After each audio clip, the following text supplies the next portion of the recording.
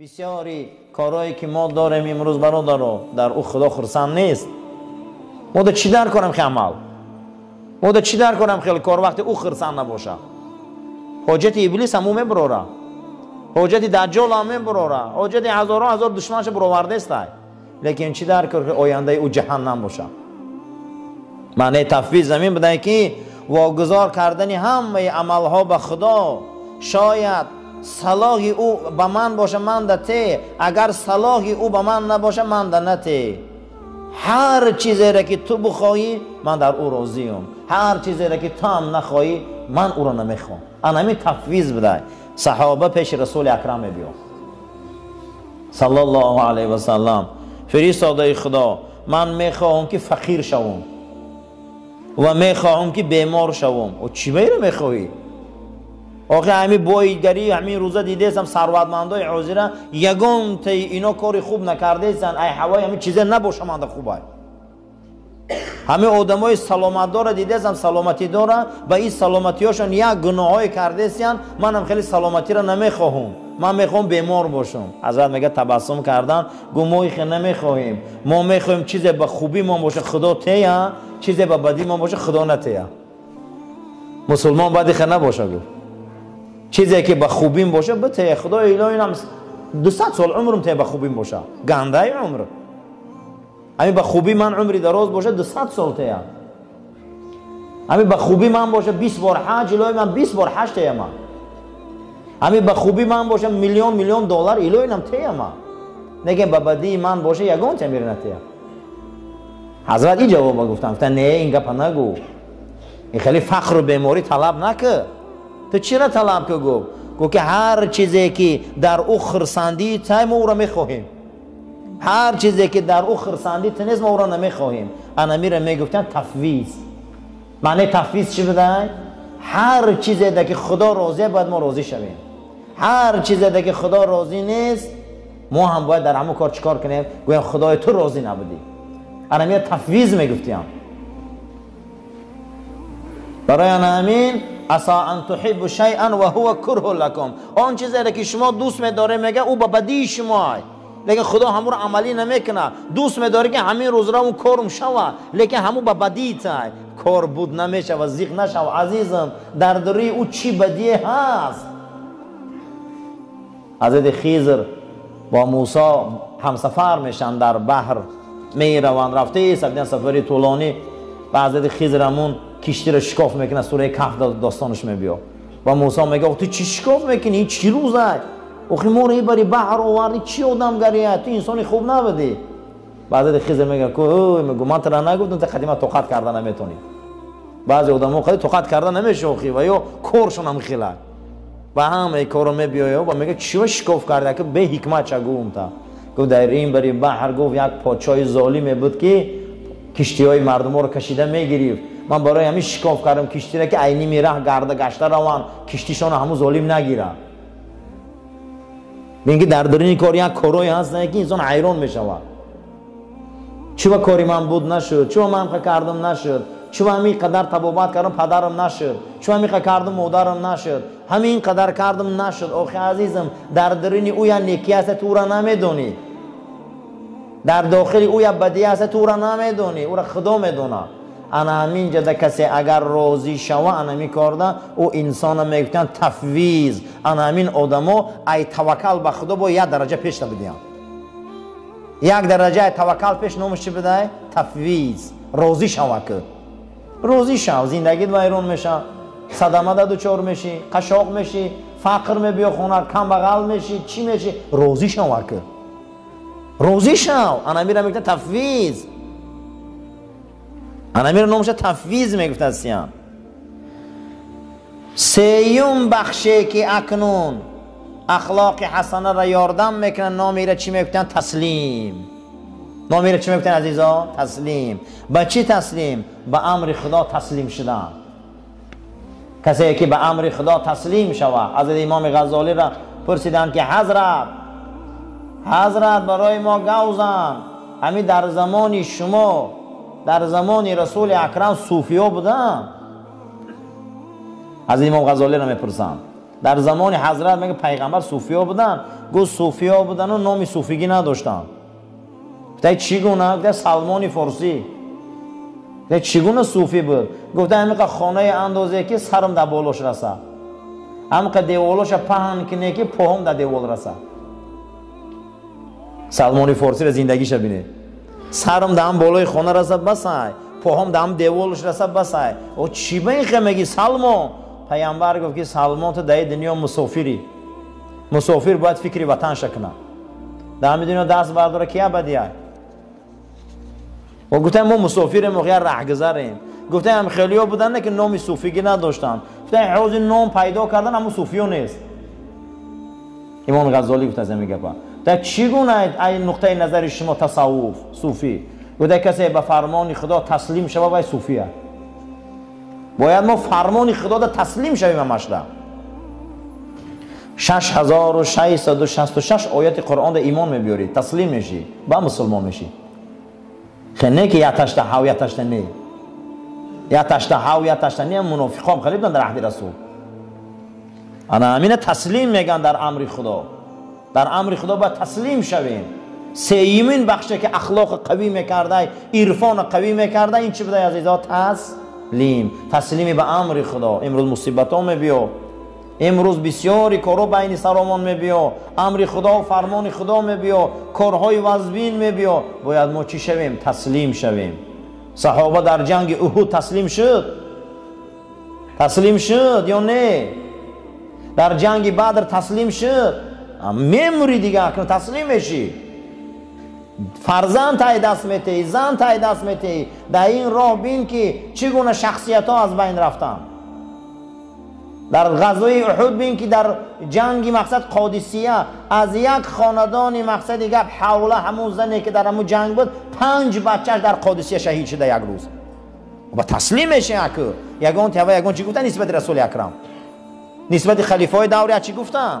میگه تسلیم شویم. خدای نکرده یک کس در یک کس پدوس میکنه بر یا بلا عمود گرفتارش کنه تا قیامت کشتل امور میقپن. انا تو کردی، تو موندی، تو شد. اوه تسلیم شو که امر خدا رو تسلیم شو. حضرت ابوبکر فرزند داشتن نامش عبدالله بوده. جنگ بین طائف و مکه ده حضرت تیر قطی میزنن دمی گردنش میاد. بچه‌اش 15 ساله بوده است، در گردنش تیر اصابت میکنه و میمیره عبدالله. و پیش حضرت میبیان که نسبت اینا چیکار کردنی، خون دعوا داری؟ گفته هر کس از خدای به خدا باز میگرده، من تسلیمم در امرش، یگون دعوا ندارم. برای چه گفته که مقصدی قبرش که من یگون دعوا ندارم، هر کس از خدا بده به سوی خدا باز میگرده. حضرت عبدالله ابن عباس روایت میکنه که ما از پیغمبر خدا صلی الله علیه و سلم نماز استخاره را رنگ قرآن تعلیم گرفته بودیم. میگه برای شما اگر یگان کار مشکل بیاید و عزبین بیاید، نماز استخاره خونه و در نماز استخاره انمی دعاها را کنه و بگوه که اگر خدایا برای دین من، ایمان من، عقیده من، دنیای من، آخرت من همه کار فایده داشته باشه عملیش کن، اگر ضرر داشته باشه من نمیخواهم. انمی را تفویض میگم. توکل معنیش همین بوده که این کاری قلب بوده، اما تفویض کاری عمل بوده، در عمل نشانته. یک آدم بیچاره تمام تبابت میکنه اما بچه دار نمیشه یا فرزنددار نمیشه، تمام کار میکنه و کارش آخرش مقصد دیگه به منفعتش نمیشه. باید تفویض کنه. باید هم باشه که کی ده پرتویه خدا ده. خدای من روزگی تر میخواهم، من روزگی تر میخواهم، من در صلاح همینم که تو خرسند باشی. اگر تو خرسند نباشی من ایران نمیخواهم. منزلت انسان، بزرگی انسان در کار خیر معلوم میشه. مردم کدام وقت معلوم میشه ای کاری خیر. منزلت انسان ها وقت ای کاری خیر معلوم میشه و ایرا نغز دان با اندازه کار در این دنیا نیکی کن و همیشه چیزی که در عهده تو هست عهده برا باش و همیشه بدون که منزلت انسان ها در علم معلوم میشه. آدم ایرو چی معلوم میکنن؟ گفته با علم. یکم خیر، دویم عهده برایی. ای همه درجه بلند در جامعه ایرو چی معلوم میشه؟ علم. اگر علم نباشه گفته است جامعه ها فساد میشوند. اگر علم نباشه جامعه ها رسوا میشوند. در بدن انسان ها هم علم نباشه گفته او بدن ها هم رسوا میشوند. بدن آدم علم نداره و بدن رسوا میشه. منزلت بلندترین در جامعه ها و در تمام تمدن ها ایروی چی بده عزیزان؟ علم. یکم خیر بده، دویم عهده براری. یا آدم علم نداره نه که عهده برای زندگیش پیش میروه. علم نداره نه که عهده برای همین روز توبه کار میکنه. علم نداره، یگان رابطه با علم نداره. دویم گفتن چی خیر نیکی آدم علم نداره عهده برای نیست نه که نیک آدم های. آدمای نیک، آدمای عهده برا منزلتشون معلوم میشه. سوم درجه منزلت ایروی چی بوده؟ ای همه در بلندترین درجه علم. برای همین اکنون امروز اخلاق و درباره اخلاق نیک و اخلاق حسنه صحبت میکنیم. قول این بزرگ خودی وارد میشویم برادرها، یا خیرخواه باشه، یا عهده برا باشه، یا عالم باشه. ایمی سه تایتش باشه. زیرا که این شخصیت منزلت بزرگی را در همین سه نوع چیزه دانسته. اولین چیزی که اخلاق ما را راست میکنه توکل به خدا بوده. توکل به خدا معنی چی بوده؟ هدف باید معلوم باشه، مقصد باید معلوم باشه. ای خفای رزق یکی از اعمالهای رذیله که خدا او دعا را قبول نمیکرده، آدم در کنج خانه شینه و دعا کنه که من در خدا رسته. خدا دعای انمی خیلی انسان قبول نمیکرده که در خانه شینه یگان هدف نشان نتیه، یگان حرکت نشان نتیه با دعا کنه که خدا ما در رسته. خدا دعای همه را بوده حضرت قبول نمیکنه. برای رزق عزیزم تلاش میکنی، برای رزق حرکت میکنی، برای رزق پیش میری، با او را میسپاری به صاحبش که توکلش بته. این توکل به خدا میگفتیم. هر مسلمانی که مقصد نداره توکلش معنی نداره. مقصدمون باید معلوم کنیم، هدفمون معلوم کنیم. همین هدف از مسجد آمدن چیه؟ هدف همینجا چی آمدیم و چی آمدیم؟ هدفها باید معلوم باشه. همین هدف که معلوم باشه، توکل این فعل قلب بده. قلب قد توکل میکردی. توکل در عمل نشان داده نمیشه. در عمل وقت توکل نشان میدادی نام این چی بوده؟ تفویض. نام این چی بوده عزیزا؟ تفویض. تفویض چیه؟ واگذار کردنی تمامی عملها به خدا، با از خدا دعا میکردی که اگر همین کار برای صلاح من نباشه، خوبی من نباشه، الهی اینم عملیش نکن. نام همین چی بوده؟ تفویض. فرزندار میشوه یک از ولی های خدا و این خرسند میشوه میگه امروز به توکل به خدا رسیدیم، اگه فرزندار شدیم، اگر گفته خدایا دردی سرم باشه حاضر بردار شد، انیش تفویضه. همون سال مهنت کردی، همه کار کردی، آوردی آخری کار به معنیگیش کار بود نشد. در انمی جبه تفویض کنی که خدایا تو میدونستی که همین به منفعت فایده من نبوده، تا عملیش نکردی. همه ای کارا میکنه، دکتر نه که کسلی میمروخی چیکار کنه بیچاره با وای قرتقش میقپی صاحب کسلی با تفویض کنه که روانه کنه به خدا که اوخه مقصد همین مردان بوده. ایرا ای خدا تو بهتر میدونی. معنی توکل هدف بوده، مقصد معلوم که. معنی تفویض چی بوده؟ چیزی که تو راضی باشی من راضیم. انا همین ریشه های اخلاق بوده. کاش که مسلمانان خیلی میشدن، کاش که حاضر مسلمانان خیلی میشدن، تفویض میکردن. معنی تفویض چی بوده؟ با نیکیم باشه عملیش کن، با بدیم باشه عملیش نکن. نمیخواهم. بسیار انسان ها بسیار در دعاها طلب میکنن اما عملی نمیشوه. معلومه که خداوند میدونه که به خیر ما نیست. خداوند میدونه که همون برای خیر ما نیست، نمیتیمونه. باید ما ایره تفویض کنیم. پروردگارا ما همین کار صلاحش میخواهیم، اگر به صلاح من باشه بته، به صلاح من باشه نته. بحث اخلاق حسنه ما امروز درباره چی بوده؟ یکی از اخلاق های نیک برادران توکل به خدا بوده. چی بوده؟ توکل به خدا. علما ها گفته هستند که اخلاق نیک از 4 شاخه آب میخوره کنن. یکمش توکلی به خدا بدای، دویمش تفویض بدای، سیمش تسلیم بدای، چهارمش رضایت. توکل چیه؟ توکل ریشه اخلاق حسنه بدای. تیانده کیه؟ گیرنده کیه؟ مورا کی رزق داد؟ کی سلامتی میتیه؟ این پول مولا کی داد؟ از خرج کردن شما میترسی. باید توکل به کی داشته باشی؟ به خدا. بعد از او حضرت علی کرم الله وجهه را پرسیدن که توکل چیه؟ حضرت برای ما گفت، گم بزن، گفته توکل بر خدا این هدفه. چی بوده عزیزان؟ هدف. هدف چی را میگن؟ مقصد. اگر شما کمانزن دیدگی باشه مقصدی همه کجا رو میزنن؟ هر یک تیما باید مقصد داشته باشیم. انا میره توکلی به خدا میگفته است. گفته یعنی مثل رزق، لیکن توکل بر خدا گفته حضرت علی کاری چیه؟ کاری قلبه. گفته این در عمل نشان داده نمیشود. توکل به خدا در کجای آدم میشود؟ در قلب آدم.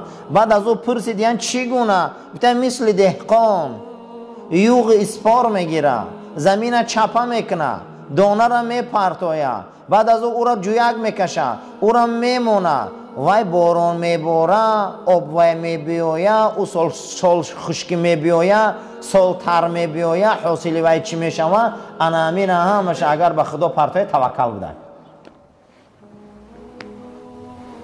طهارت میکنی، میبیایی در صف میشینی، نماز شما میخونی، با او را توکل میکنی، قبول میشوه یا نمیشوه؟ انا می توکل بده. در حضور نبی کریم صلی الله علیه و سلم در یکی از غزوه‌ها صحابه ها شترها را سرهوی کردن. بعد از او پیغمبر گفت که آخه شتراتون نقطه نکرده؟ گفتن توکلش به خدا. گفتن نه بیاری نقطه کنه با توکلش به خدا. عزیزم توکلی به خدا این با کفر بده. خیلی گپم یگان کار نمیکنی توکل به خدا. حضرت علی گفته که توکل به خدا هدفه. چی بده؟ هدف. مقصد باید معلوم باشه. مقصد معلوم نباشه این خیلی توکل هم کفر بده. حاضی بیاری در همین بیرون ماشین تا مونی دویم لینه را محکم کنی و بیاین ماشین تا بگویی که توکلش به خدا گیرن برانش. نه عزیزم برده جای نغز نمیمونی، خوش رو میکنی، مقصد تا معلوم میکنی، میبی به تشویش میشنی و توکل به خدا. ابن خلدون یکی از بزرگترین جامعه شناسای عالم اسلام است. شما این شخصیت بسیارتون فهمیدگی هست یا نیست؟ با نام عبدالرحمن ابن خلدونی اندلوسی. این اصلا این شخصیت حنبلی مذهب، بسیار شخصیتی بزرگ، متفکر، جامعه شناس، عالم بزرگ، مؤرخ، کتاب دارند با نام مقدمه ابن خلدون. این اصلا اندلس، این اصلا علما و عالم اسپانیا. وقتی که مسلمانان اندلس اسپانیا را میگیرن، این شخصیت بسیار یک شخصیت صاحب قلم و حتی که در عالم اسلام فلسفه دو انسان جنبست نشد. فلسفه دو انسان جنبست نشد. بعضی شخصیت ها میگن که فلسفه 4 انسان جنبست نشد. همین عالما برآمدن، متفکرها برآمدن، این شخصیت ها را کتاباش تحلیل کردن، جنبست کردن نتونستن. در زمین خودمان ابن سینا، در زمین خودمان ابن سینا، در زمین مقصد ایران شخصیت با نام غزالی توسی، امام غزالی، در زمین اروپا مثل ابن رشد کندی و ابن خلدون. این شخصیت ها را به درجه علمای بزرگن که نه اینکه فقط عالم اسلام، مسیحیت و یهودیت، غیر مسلمان ها هم به تمام صنعتاش اعترافشون کردن در علم. و در علم اینها را چکار کردن؟ کتاباشون استفاده بردن. حتی اکثریت کتابای علمای اروپا که دولت سازی دارن، جامعه شناسی دارن، ابن خلدون ترجمه کردن به زبان خودشون. همین کتابای ابن خلدون چکار کردن؟ ترجمه کردن، دولت ساختن. بسیاری علماشون در کتاباشون متنای ابن خلدون دیده میشود. همین شخصیت مال اسلام است. عبدالرحمن ابن خلدون بسیار فلسفه بزرگ داره. جامعه شناس، طبیب، مؤرخ، مفسر، محدث، شخصیت جهان گشته عالم اسلام میگه ای مردم در کتابش بدونید که هر کی از سخن ناروا درباره خودش ناراحت شوه و انسان خردمند نیست. وقتی که تو را اسلام میکنن تو را قرد میکنن یا سخن ناروا میگن تو غضب‌آلود میشی، تو خردمند نیستی. گفته آدم خردمند باید این خیلی صحبت ها و این خیلی گپ ها و این خیلی صحبت ها و گپ های به معنی را نسبت خودش گپ های درشت اهمیت نتیه. جکش سگ هیچ کم نکند رزق گدا رو. یعنی امروز هم خیلی جامعه شده گفته هر خیلی انسان هرچی گفتن میگیره. اگر تو در صحبت اینها ناراحت شدی و در صحبت اینها اهمیت دادی به معنیگی اونها دا تو اهمیت دادی زیقی کردی تو خردمند نیستی. ای مردم تیر اهمیت نتی، مردم هرچی گفتن میگیره، شما کارتون دوام تی. و هر کسی که تعریف نادانه و تعریفی که میکننشه توصیفی که میکننشه خرسان شوه، این آدم هیچ محل حکیم شده نمیتونه. هیچ محل انسان درجه بالای علم در نمیرسه که در تعریف مدح ثنای خودش تعریف همین مردم خرسان شوه. همین تعریف میکنن گفته خرسان میشوه، این آدم حکیم نیستن. گفته برای ما برادر بیا تسلیم شویم. اللهم ربنا آتنا في الدنيا حسنة وفي الآخرة حسنة وقنا عذاب النار وصلى الله تعالى خير خلق محمد وعلى أصحاب الأجمعين برحمتك يا أرحم الراحمين.